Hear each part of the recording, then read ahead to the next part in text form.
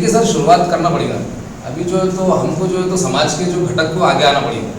तो अब ये जो काम हुआ तो समाज के जो समाज का जो सोचते नॉन पॉलिटिकल लोग इसमें जुड़े, और इसमें कुछ राजनीतिक लोग भी थे जो सामने नहीं आए, मगर इनका भी बहुत हमारे को सपोर्ट रहा। और हम आगे भी मुस्लिम समाज के लिए अभी शुरुआत हुई, मंजूरी हो गई बोलने का मतलब आरटी मिल गया, तो ये बात नहीं। हमको जो है तो अभी सिर्फ 7.5 करोड़ रुपए का सेंक्शन हुआ है, और जो तो गवर्नमेंट ने 11 जो पद निर्माण किए वो सिर्फ मुख्यालय उसके जो स्टॉप है कार्यालय खर्च उसके लिए दिए।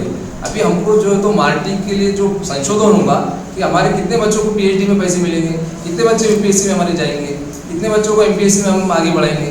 तो ऐसे जो है तो बहुत सारे जो योजना है 20 से 25, वो योजना को हमारे मुस्लिम समाज के अल्पसंख्यक समाज को क्या मदद मिली, उसके लिए हम आगे काम करें। अभी एक जो मांग मंजूर हुई है आपकी, बहुत सारे मसले मसाइल अभी अल्पसंख्यक समाज में आए, तो अगला कदम आपका क्या होगा, अगला स्टेप क्या है?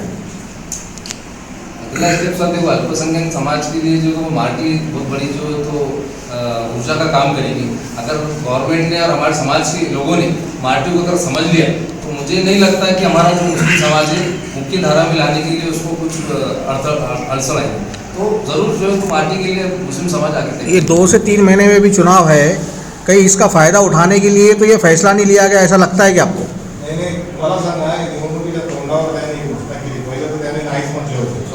3-4 वर्ष तुम्हाला हे केलं, आता काय पॉप्युलर घोषणा चालू झाली आहे त्यांच्या, म्हणजे 6-7 कोटी म्हणजे फार काय नाही त्याच्यासाठी. हे काय निवडणुकी फुकट दिसायला असं वाटतं का आपल्याला? मुस्लिम समाज विरोधात जाऊ नये म्हणून काहीतरी आपलं, कारण त्याने मराठा आरक्षणाचं जसं ठेवलेलं आहे तसं तुम्ही मुस्लिम समाज सुद्धा त्याच्या विरोधात जाऊ नये म्हणून चाललंय त्याचं. सभी समाज को आश्वासन दिए जा रहे हैं सरकार की ओर से। आमचं हे याच्या आपल्या प्रश्नावर असं उत्तर असेल की शासनाने आपल्या कॅबिनेटच्या मीटिंगमध्ये हा निर्णय घेतलेला आहे, आणि कॅबिनेटचा निर्णय म्हणजे त्यांना पुढील सरकारला पण बंधनकारकच असते, अशा आशेने आम्ही त्यांच्यावर आशा आमची आहे. आणि दुसरा राहिला प्रश्न GRचा, तर GR या सरकारने काढलेला असो किंवा नंतरच्या त्यांच्यावर बंधनकारक असतो, आणि याच्यासाठी फक्त मार्टीची घोषणा झाली म्हणून हा पूर्ण प्रश्न संपला असा नाही आहे.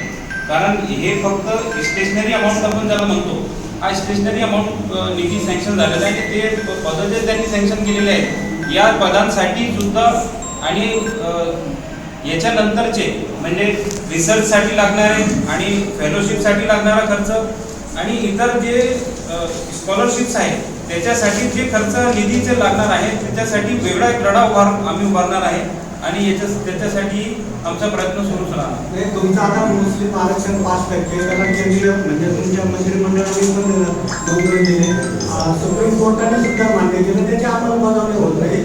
मग हे तुम्हाला वाटतंय का हे मार्केटची अंमलबजावणी होईल? अंमलबजावणी होईल का? रिझर्वेशनचा हा मुद्दा जो आहे, मुस्लिम रिझर्वेशनचा मुद्दा जे लढत आहे ते एक वेगळा लढा देणारी मंडळी आमची आहे, आणि ते वेगळा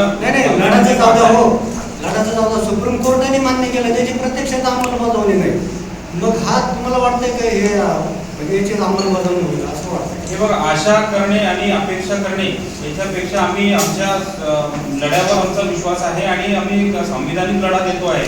संविधानाच्या भरोश्यावर आम्ही त्यांच्याकडे गेलेलो आहे. आमचा कोणताच पक्ष या ठिकाणचा नाही, आणि आम्हाला अपेक्षा आहे की कोणताही सरकार असो, काय महाविकास आघाडीचा असो किंवा महाआघाडीचा असो, हे सगळ्या सरकारला संविधानिक तत्व त्यांना लागूच राहणार आहे, आणि आम्हाला अपेक्षा है कि आमचे जे निर्णय जिन आमदारों ने किए और जो धरना आंदोलन आज़ाद मैदान के ऊपर हुआ, उसके बाद जब अल्पसंख्यक मंत्री ने बुलाकर हमको आश्वस्त किया कि 15 दिन के अंदर माटी का GR निकल जाएगा, उसके बाद त्रुटि के अंदर कुछ त्रुटि की वजह से जो है तो फाइल वापस आई, ये सेक्रेटरीट लेवल पे फाइल वापस आई।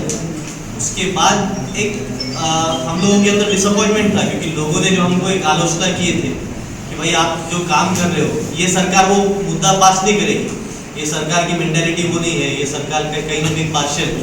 तो उसके बाद हम लोगों ने एक तरीके से कहीं ना कहीं डिसअपॉइंटमेंट थी, लेकिन फिर भी हम हिम्मत नहीं हारते हुए हम लोगों ने उसके ऊपर क्या कर सकते हैं इसके ऊपर और गौर किया। फिर हमने ऐसे मतदार संघ सॉर्ट आउट किए जिसके अंदर मुस्लिम पॉपुलेशन है। मुस्लिम वोट की अहमियत लोकसभा में तो पता चल चुकी थी, हर नेता मुस्लिम वोट की अहमियत जान चुका था।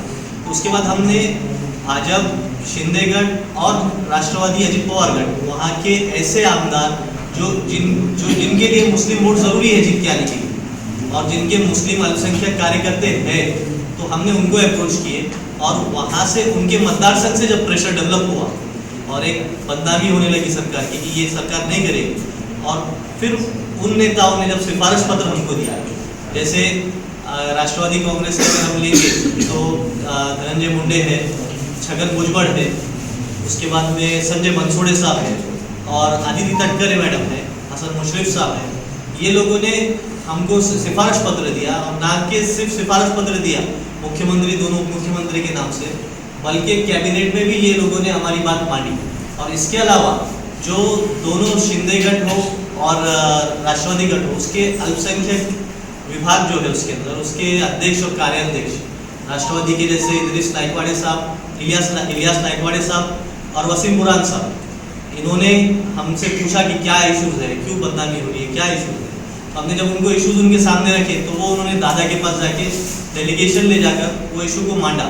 और उसी तरह शिंदेगढ़ के सईद खान साहब है, उन्होंने भी वहाँ पर सीएम के पास ये बात को रखा कि ये मुद्दा जो है ये बहुत ज़रूरी है, क्योंकि आने वाली जो आज मैक्सिमम वोटर्स है वो यूथ है और यूथ के अगर हमको वोट्स लेना है तो कुछ काम लेकर जाना पड़ेगा। और ये यूथ के लिए सबसे इम्पोर्टेंट मसला है, क्योंकि कहीं ना कहीं ये पार्टियाँ भी ये जानती है कि मुस्लिम उन्हें जो चाहिए वो APJ अब्दुल कलाम के जैसा चाहिए, तो वो उस तरीके के एजुकेटेड मुस्लिम बनने के लिए पढ़ाई के अंदर जो अड़चन आ रही है उसको दूर करने के लिए ये सब लोगों ने भी एक पॉजिटिव रोल निभाए और अल्हम्दुलिल्लाह ये चीज़ मार्ग लग गई। भाई हमारे जमा हुए और आप लोगों के सहयोग से हमको इतनी ऊर्जा मिली। एक मैं छोटी सी बात आप लोग को बताना चाहता हूँ कि सिर्फ समाज के 25 से 50 लोग मिलकर एक पार्टी बना सकते हैं, तो पूरे समाज का एक एजुकेटेड तबका और एक पूरे समाज का जो समाज को आगे बढ़ाने की जो सोच रखता है तबका, सारे लोग मिलकर अगर काम करेंगे तो समाज तरक्की की नई राह चुनेगा। मैं आपको बताना चाहता हूँ कि ये 4 साल के स्ट्रगल के अंदर सारे लोग ये नए थे, यानी हम किसी पार्टी से कोई ताल्लुक़ नहीं रखने वाले लोग थे, तो हमको इसके अंदर सीखने मिला कि 25 से 50 लोग मिलकर संवैधानिक जो लड़ा होता है पेपर वाला, वो हमने पेपर वाला लड़ा दिया है। जैसा कि बोलते हैं कि 100 बका और 1 लिखा, तो हमने इसको क्या किया कि हमने पत्र व्यवहार जो शासन के साथ में किए, अभी तक हम तकरीबन समझते हैं कि 70 से 80 डिस्पैच लेटर हमने शासन को दिए, जिसके अंदर हमको 50 से 60 आमदारों के सिफारिश पत्र इसके अंदर हमको मिले और 20 से 22 आमदारों ने अधिवेशन के अंदर हमारे लिए सपोर्ट किया। इसमें ये समझना चाहिए हमारे समाज को कि भाई कोई भी समाज का मुद्दा हो तो समाज ने रोडों पे आके और धरने करने के बजाय ये समाज एकजुटी से पूरे उसके स्टडी के साथ में, रिसर्च के साथ में जब संवैधानिक जो लड़ा देगा, जो पेपर के साथ में जो लड़ा देगा, उसको नक्की आज जैसा हमको यश मिला है समाज को यश मिलेगा। रंग लाई है मार्ची के माध्यम से, तो कैसी जद्दोजहद करना पड़ी आपको, क्या मुश्किलों का सामना करना पड़ा? देखिए, हम जो पिछले 4 साल से मेहनत कर रहे हैं और इसमें जो जितने लोग दिख रहे हैं आपको, ये सामने वाले लोग हैं काम करने वाले और पीछे वाले लोग भी काम करने वाले। तो ये जब सबकी जो है तो नेक नियतों की वजह से, नेक ख्वाहिशों की वजह से और एक मुस्लिम समाज को जो है तो कहीं ना कहीं उनको मुख्य धारा में लाने के लिए उन्होंने जो है तो एक अच्छी ख्वाहिशत अपना जान माल लगा के यहाँ तक लेके आया और उसके वजह से जो तो अल्लाह ताला ने हमको इसके वजह से जो तो हमको कामयाबी मिली। और मैं ज़्यादा नहीं बोलूँगा, अब जो तो हमारा जो तो असली लड़ाई जो तो आज चालू है।